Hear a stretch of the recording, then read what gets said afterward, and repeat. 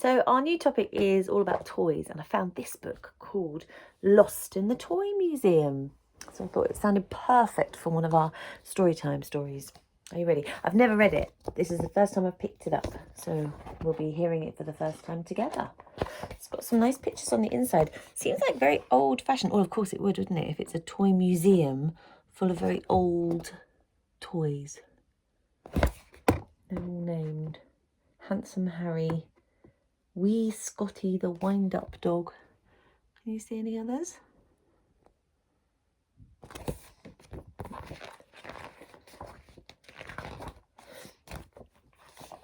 Okay.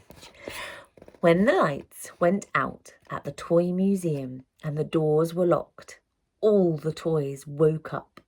They bounced down off the shelves, giddy and laughing and squeaking with delight. But Bunting, the old toy cat, just rolled his eyes and sighed. He brushed his whiskers, he stretched, and slowly, slowly he got down from the shelf.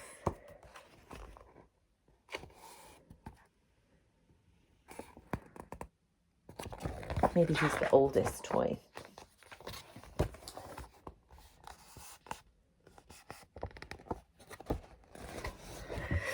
Please assemble for inspection, said Bunting, just as he did every night. He called the register and then he counted all the toys twice, just to be sure that no one was missing. He made sure that they did their exercises. He made sure that none of them were broken or coming apart at the seams. And then he began to talk about the history of the museum, just as he did every night. Oh dear, look. I'm not sure they enjoy hearing this over and over every night. Look, that seems good though, to make sure they're all good and they're not broken. But I guess he did it every night. That's the part. But that night was different. That night, all the toys just ran away. Like he's ready to do his inspections and his register. They're all running upstairs. Oh dear. Bunting was all alone. There wasn't a sound. Highly unusual, said Bunting. But what was that? A note? Find us. Oh dear, said Bunting. Now they've got lost. Silly things. And with a sigh, he set off to look for them. I don't think they're lost. I think they're having a little game of hide and seek. He looked for them everywhere. They weren't in any of the dolls' houses. I'll get you a good picture. They weren't in the Chinese rock garden.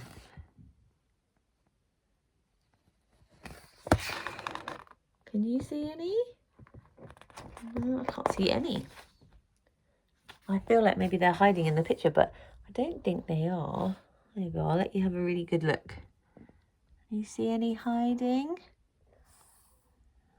Oh, I think he finds another note. They weren't riding on the toy railway. Perhaps they were in the toy theatre. Bunting investigated. There was a mysterious note. Getting warmer. But what did it mean? He walked back through the scenery further than he'd ever dared to go. And there was another note. And warmer. But what did it mean? And then he heard voices on the wind coming from across the sea. I'm sure I'll let you spotted.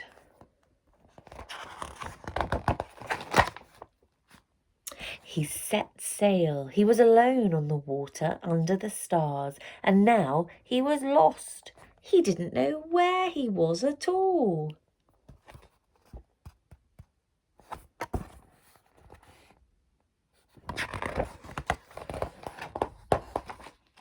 But there was a message in a bottle. One word.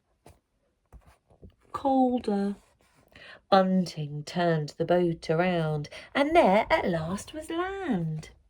And another note, hot, hot, hot, nearly on fire. Can you see them?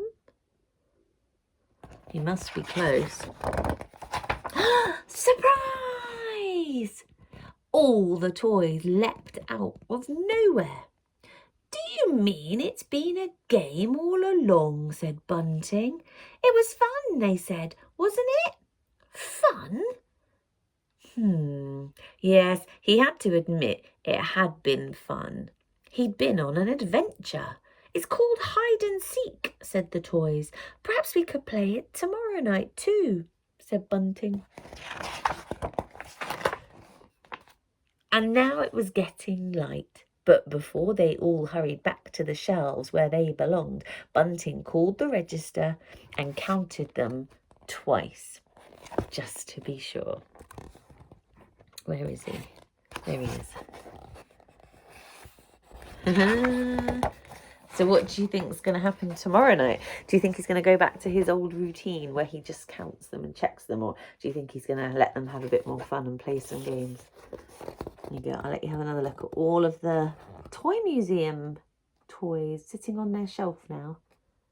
God, wouldn't that be fun if toys really did come alive when we weren't looking? You'll have to check your toy box. See you next time.